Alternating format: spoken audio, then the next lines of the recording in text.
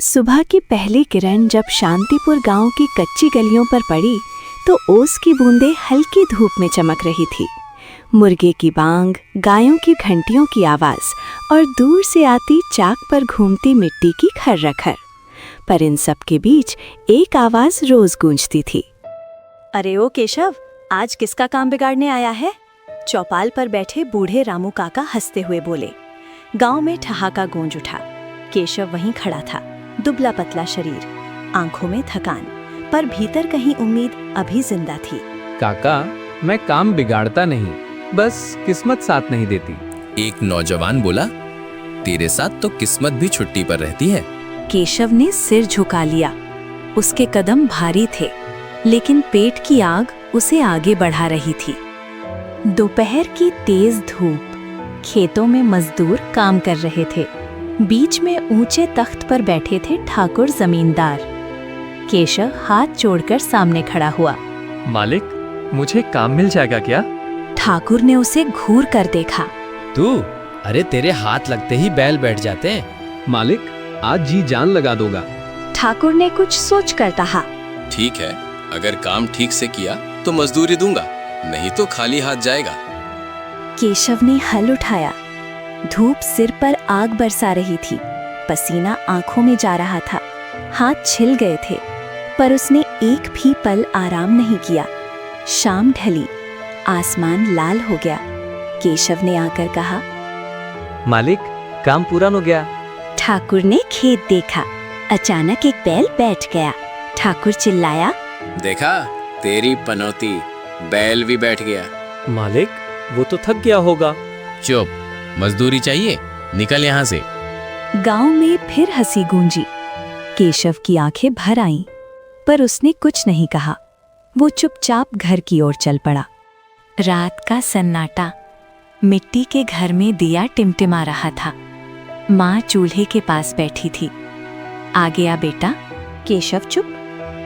फिर मजदूरी नहीं मिली। आंसू टपक पड़े। माँ पास आई। उसने उसके सिर पर हाथ फेरा। बेटा, लोग जो कहते हैं वो सच नहीं होता। माँ, शायद सच ही कहते हैं, मैं पनौती हूँ। खबरदार, फिर ये शब्द मुंह से निकाला तो। कुछ देर बाद वो अंदर गई और एक पुराना डिब्बा लाई। उसने उसे खोला। उसमें कुछ स्वर्ण मुद्राएं चमक रही थीं। तेरे पिता ने बचा कर रखी थी। सोच रही थी एक अच्छी नस्ल की गाय ले आए। केशव की आंखों में चमक आ गई। सच माँ? हाँ बेटा, दूसरों के लिए काम करेगा तो लोग ताना देंगे, अपना काम करेगा तो सम्मान मिलेगा। उस रात पहली बार केशव ने सपना देखा, अपने आंगन में बंधी एक सफेद गाय और माँ के चेहरे पर मुस्कान। अगली सुबह, गांव का बाजार, हल्ला गुल्ला, मोल भाव की आवाजें। केशव एक सुंदर सफेद गाय के पास खड़ा था। व्यापारी बोला, 20 स्वर्ण मुद्रा से कम में ही। केशव ने माँ की बातें याद की। उसने पैसे दिए, गाय की रस्सी थामी।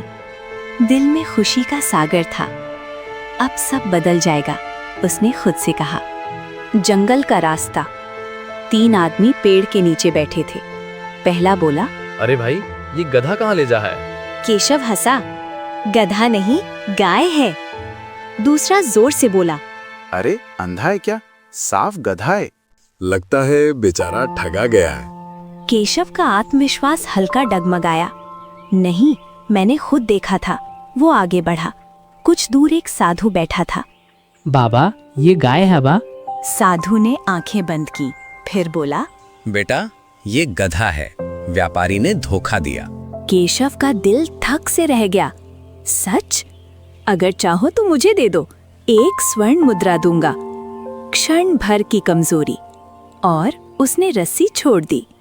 माँ ने पूछा, गाय कहाँ है? माँ, वो गधा निकला। माँ ने माथा पकड़ लिया। अरे मूर्ख, वो ठग थे।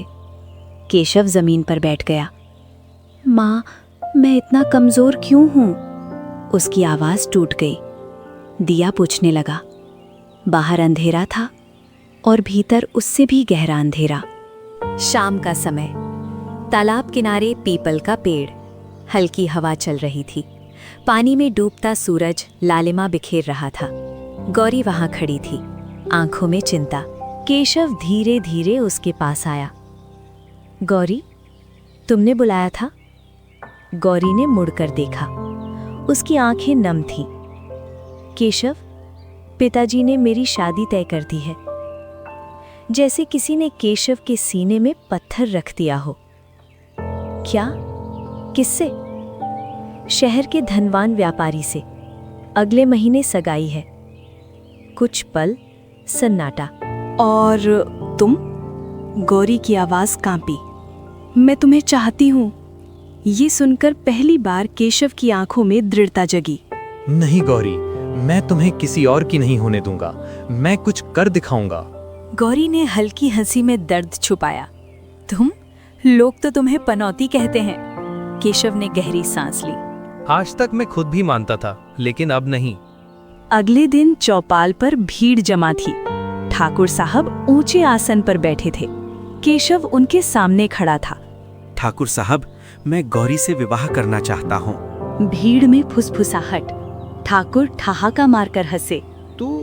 अरे तेरे पास है क्या?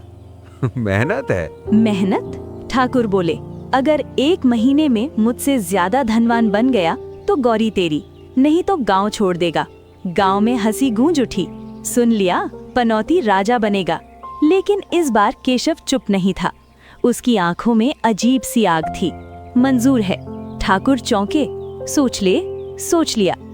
माँ चूल्हे के पास बैठी थी। बेटा, ये क्या सुन रही हूँ? माँ, मुझे 1 महीने में अमीर बनना है। माँ ने दुख से मुस्कुराकर पूछा, कैसे? पता नहीं, लेकिन यहाँ रहकर कुछ नहीं होगा। दूसरे राज्य जाना होगा। माँ ने कुछ पल सोचा, फिर बोली, जहाँ बेटा जाएगा माँ भी साथ जाएगी। नहीं माँ, रास्ता कठिन होगा। तू अकेला दुख झेलेगा और मैं घर में चैन से बैठूंगी। नहीं बेटा। केशव ने माँ के पैर छुए। तो चलो माँ, नई शुरुआत करेंगे। घना जंगल, ऊंचे ऊंचे पेड़, पक्षियों की अजीब आवाजें, हवा में ठंडक और रहस्य। सूरज ढल रहा था। माँ थक चुकी थी। बेटा, आगे झोपड़ी दिख रही है, वहीं रात काट लें। झोपड़ी टूटी फूटी थी। केशव ने आग जलाई। माँ सो गई। लेकिन रात अचानक एक भारी आवाज गूंजी। कितने दिनों बाद इंसानी मांस मिलेगा। धरती कांपी। एक विशाल राक्षस झोपड़ी के बाहर खड़ा था। लाल आंखें, नुकीले दांत। केशव कांप गया। कौन हो तुम? इस जंगल का स्वामी। राक्षस ने मां को देखा। एक शर्त पर छोड़ूंगा। अभी जाओ, मेरे लिए ताजा मांस लाओ, वरना। केशव घुटनों पर गिर पड़ा। कृपा करो, मैं लाता हूं। केशव अंधेरे जंगल में भाग रहा था। दिल धड़क रहा था। अचानक उसे एक मरी हुई बकरी दिखी। भगवान, धन्यवाद। वो बकरी उठाकर भागा। जब झोपड़ी पहुंचा, सब शांत था। आग बुझ चुकी थी। जमीन पर टूटी चूड़ियां, राख, हड्डियां। राक्षस की आवाज गूंजी, मुझे इंतजार पसंद नहीं। केशव चीखा, माँ! जंगल में उसकी आवाज गूंजती रही। वो जमीन पर गिर पड़ा। आंसू, चीख, सन्नाटा। उस रात एक बेटा मर गया और एक ज्वालामुखी जन्मा। घना जंगल, पेड़ों के बीच से आती नीली रोशनी के पीछे पीछे केशव चल रहा था। नीला हिरण आगे आगे था। यहीं से तुम्हारी असली परीक्षा शुरू होती है, हिरण बोला। कुछ दूर एक विशाल गुफा दिखाई दी। गुफा के द्वार पर एक विशाल शेर बैठा था।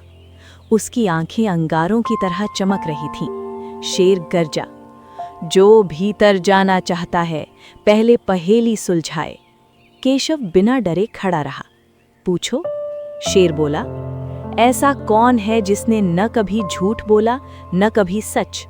क्षण भर के लिए सन्नाटा। केशव ने सोचा, फिर शांत स्वर में बोला, गूंगा व्यक्ति। शेर की आंखें नरम पड़ गईं। क्यों? क्योंकि उसने कभी बोला ही नहीं। कुछ पल बाद शेर उठ खड़ा हुआ। तुम्हारे भीतर भय से ज्यादा बुद्धि है, जाओ। गुफा का रास्ता खुल गया। गुफा के भीतर दीपों की मंद रोशनी थी।